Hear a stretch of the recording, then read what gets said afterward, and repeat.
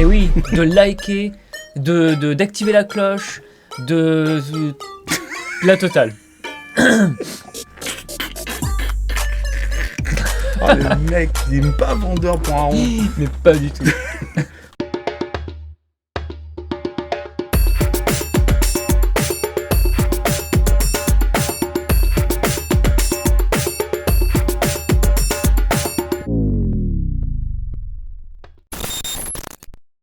Bienvenue sur Checker, cette nouvelle émission. Salut à tous. Aujourd'hui, on se penche sur The Best, le boss, le patron, le m'intrigues. Bitcoin. Le Bitcoin, Ouais, on va parler. C'est un peu la locomotive de la crypto-monnaie, ça. Ouais, Hein, c'est lui. d'accord. C'est lui. C'est celui qui emmène tout le monde derrière. Exactement. Et puis, on va parler du Bitcoin aujourd'hui, un petit peu de son histoire et Oui. qu'est-ce que c'est.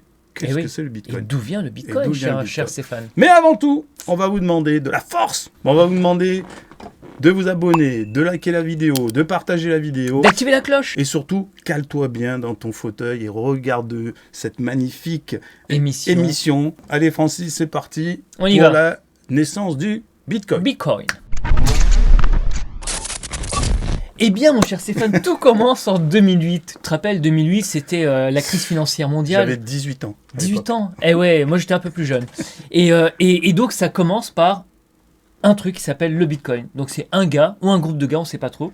C'était pas pendant une période un peu financière un peu difficile? Bah, c'était un peu hard, oui, c'était l'époque des subprimes. Subprime. yes. Exactement. Mm. Et donc Satoshi Nakamoto, on sait pas qui c'est, d'accord? Ça fait un peu marque peu de Jap. moto. Ça fait un peu japonais, un peu manga. Ouais. C'est peut-être un fan de manga d'ailleurs, hein.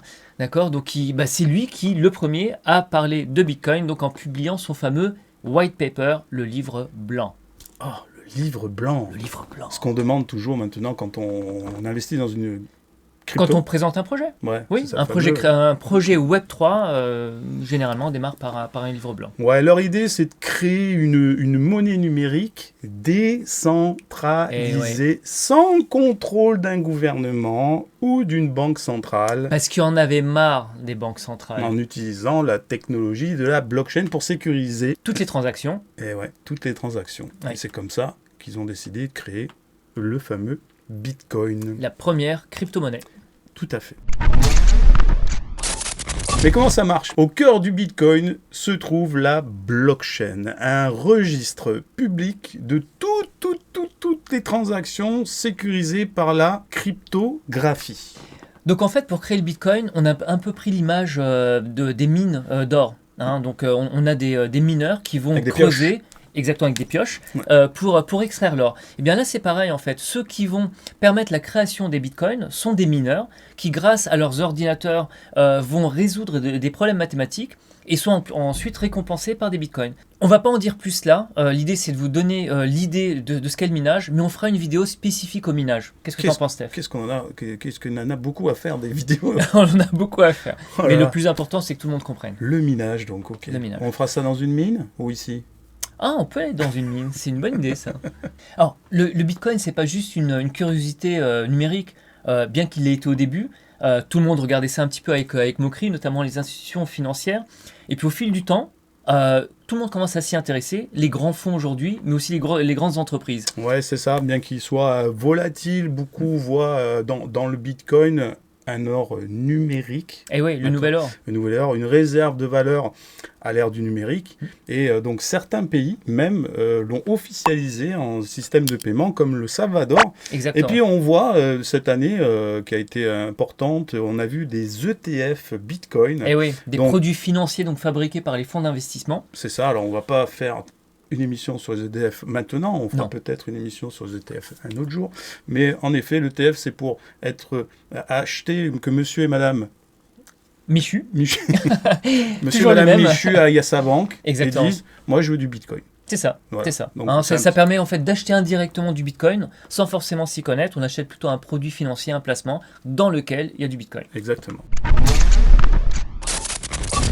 Mais le voyage du Bitcoin n'a pas été sans turbulence. Elle l'est encore d'ailleurs, hein, elle est toujours un petit Toujours, peu dans la turbulence. Volatilité, consommation énergétique, du minage, préoccupation de la réglementation mondiale et européenne qui se met en place. Les défis ne manquent pas. Et ouais, et malgré toutes ces controverses, malgré tout, Aujourd'hui, le Bitcoin reste la valeur sûre et on n'a pas fini d'entendre parler d'elle. Ouais, tout à fait. Ça reste la référence du numérique. Ça reste la du paiement référence, numérique. exactement, la référence de la crypto-monnaie. Très bien. Et selon toi, Stéphane, l'avenir du Bitcoin, comment il se dessine? Est-ce que tu penses qu'il va continuer à dominer le monde des cryptos ou il risque d'être remplacé par d'autres? Difficile à dire, mais une chose est sûre, le Bitcoin est sur la voie d'une révolution dans les paiements. Il est clair que le Bitcoin reste la référence qui va justement apporter une légitimité au paiement numérique. Et peut-être donner d'autres idées, mais En tout ça, cas, l'avenir nous le dira. Bon, Francis, tu nous racontes, il y a quand même une petite histoire qu'il faut raconter sur le Bitcoin en 2011, je crois, hein, c'était dans ces années-là. Ouais, c'était la 2010, première. 2011. Ouais, je crois que c'est 2011, mais c'était la première transaction en Bitcoin. Ah, et alors c'était quoi cette transaction? C'était quoi? En fait, pour tester justement l'achat en Bitcoin, le gars a payé 2 pizzas, donc ça se passait aux États-Unis, 2 pizzas avec 10 000 Bitcoins. 10 000 bitcoins! Ça fait cher de la pizza quand même. Alors 10 000 bitcoins, 10 000 bitcoins à l'époque, c'était quoi? 0,0001 C'était moins d'un dollar, ça valait, quelques cents. Ouais. Ça valait 0,00. Et oui. Donc imagine aujourd'hui. Et aujourd'hui, si j'avais 10 000 qu'est-ce 10 000 bitcoins? Ouais, ça ferait combien? Ah ben, je pense que t'aurais quelques pizzas pour quelques générations. Quelques millions. Quelques millions. Voilà pour notre plongée dans l'univers du Bitcoin, une monnaie née d'une idée révolutionnaire qui a changé le monde de la finance et qui va encore le changer. Et qui risque de le changer, effectivement. Et vous en pensez quoi? Est-ce que le Bitcoin, c'est une vraie révolution ou c'est simplement une bulle spéculative qu'on est en train de vivre aujourd'hui? Eh bien, merci de nous avoir regardés sur cette chaîne, sur cette nouvelle émission. Merci. On a d'autres émissions qui arrivent, c'est jeudi prochain, comme d'habitude. Exactement. N'hésitez pas à commenter et dire ce que vous en pensez. Oui. Et puis, pourquoi pas aussi nous suggérer des sujets? Ouais, des sujets. Si vous avez besoin de sujets, on ira fouiner, chercher. On travaillera pour vous. On travaillera pour vous. Allez, on vous dit à bientôt, à jeudi prochain, et merci de nous suivre. Vous êtes de plus en plus nombreux. Ciao. Ah